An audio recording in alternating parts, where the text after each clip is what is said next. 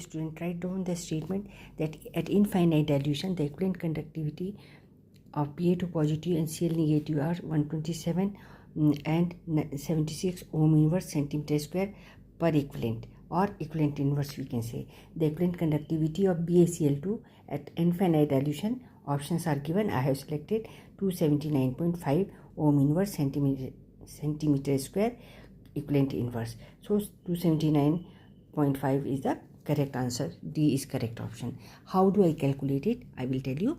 I am Veena Dixit. If you like my video, please subscribe my channel. Thank you for watching. We are using Kohlrausch law for this. So equivalent conductivity is given to us. So applying Kohlrausch law, the formula of the equivalent conductivity at infinite dilution for BaCl2 we can write down like this: lambda naught equivalent BaCl2 is equal to lambda naught equivalent of Ba2 positive plus twice of lambda naught equivalent of Cl negative. What does it mean? That equivalent conductivity at infinite dilution of barium-2 positive and twice of equivalent conductivity at infinite dilution of chloride ion, the sum of these two will give you equivalent conductivity at infinite dilution for BaCl2. Options are given. 129, we have to write down 129. Okay, here I have written 127. I am equivalent conductivity of barium-2 positive is 127. Here 127 plus equivalent conductivity of Cl negative is, for 1 mole it is for 1 equivalent it is 76 ohm inverse centimeter square per equivalent. So 2 moles of Cl negative will be there.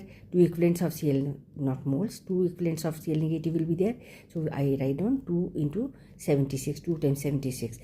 Calculate or simplify it, it is coming to be lambda naught equivalent BaCl2 is equal to 127 plus 152, that is equal to 279 ohm inverse centimeter square per equivalent.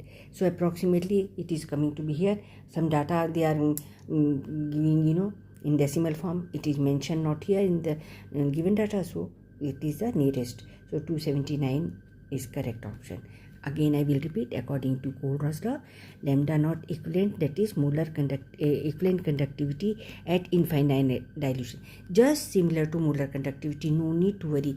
Only if you write on M, everything will remain molar conductivity, M like this. If it is equivalent, then because these data are for equivalent conductivity. If I'll say for molar conductivity, what will change over here?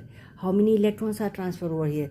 That we have to decide. So if they ask molar conductivity, so molar conductivity at infinite dilution is equal to lambda equivalent multiplied by n factor here 2. So 279 multiplied by 2, answer 458 ohm inverse centimeter square mole inverse.